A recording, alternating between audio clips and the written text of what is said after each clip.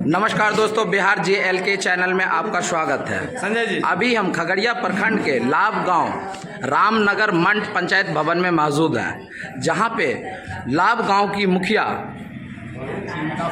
आशा देवी जी यहाँ मौजूद हैं, जो जी समाज न्यास के द्वारा जो बाल विवाह का जो एक मुहिम चलाया जा रहा है, जो छोटी छोटी बच्चियों का जिस तरीके से शादी कर दिया जाता है और बच्चियों को ले जा करके बाहर में बेच देते हैं और जो है छोटे छोटे बच्चों से काम करवाया जाता है, जिसको पढ़ने की उम्र में जिससे दुकानों में होटलों में जिसे खटवाया जाता है, तो उस पर मुखिया जी से पूछते हैं कि क्या कुछ उनका कहना है। तो नमस्कार मुखिया जी, बिहार JL के चैनल में आपका स्वागत है। तो बताइए इस पे क्या आप कहना चाहते हैं?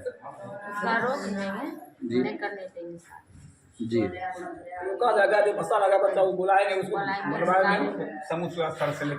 आज जो पंचायत भवन में जिस तरीके से NGO के तरफ से एक ये प्रोग्राम रखा गया है, तो इसमें देख रहे हैं उपस्थित बहुत ही कम लोग हैं, तो इस पे आप लोग क्या कुछ कहना चाहते हैं? हम लोग सर जनता ये खेती पर समय है, दिवाली का समय, लड़का लोग बहुत कम रहते हैं सर, हितों में व्यस्त है लोग, उसी काम में लोग कम है।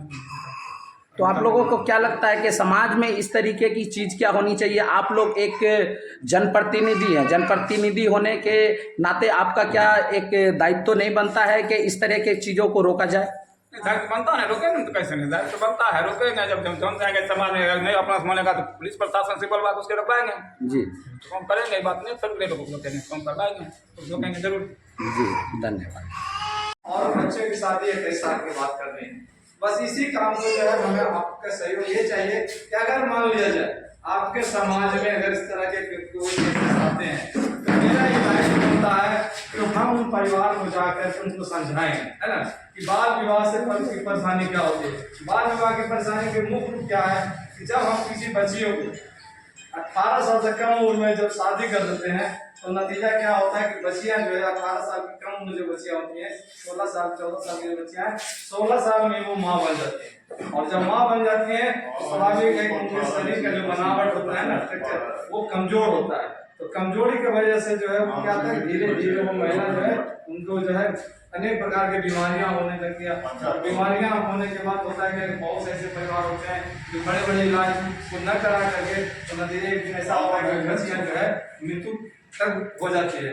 तो ऐसा न हो तो हमें करना क्या है कि हमें उन परिवार को जा करके जो है ना उनको समझाना है ना, ताकि वो बाल विवाह नहीं करे, है ना। तो ये होगी।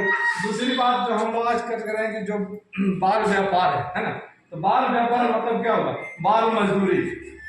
तो बाल मजदूरी के लिए सरकार भी जो है निर्धारण किया कि कम से कम 0 से लेकर के 14 साल, हम लोग तो 18 साल मानते थे कि 18 साल के नीचे जो बच्चे हैं वो बच्चे ही माने जाते हैं, लेकिन लेबर डिपार्टमेंट की ओर से जो क्या कहा गया कि नहीं, 14 साल के बाद जो बच्चे हैं वो अपने माता पिता का काम उनको सहयोग कर सकते हैं, है ना।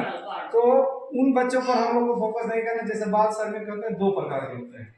पहला बाल श्रमिक वो होते हैं जो पैसे के खातिर, पूर्ण रूपेण जो है ना पैसे के खातिर वो कहीं ढाबा में, होटल में, कल कारखानों में काम करते हैं, है ना। तो उनको जो है हम लोग बाल श्रमिक मानते हैं।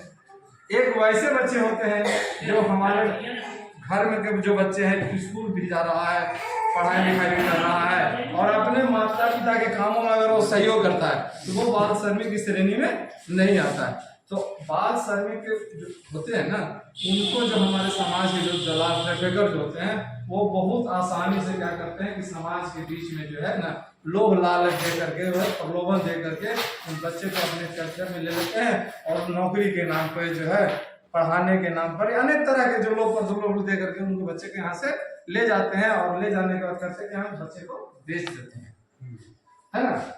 तो वो ऐसे आपके समाज में इस तरह की कोई घटना न घटे, है ना। यही मेरा आप लोगों के बीच में मुख्य बातें हैं। अब हम चाहेंगे थोड़ा सा इसी, क्योंकि समय कम है, मुखिया जी को जाना है, तो हम चाहेंगे थोड़ा थोड़ा अपनी बातों को सभी लोग रखें, है ना। और सबको नमस्कार। मेरा नाम संजय प्रसाद यादव है। संयोग संस्था में हम 3 आदमी क्षेत्रीय कार्य करता है।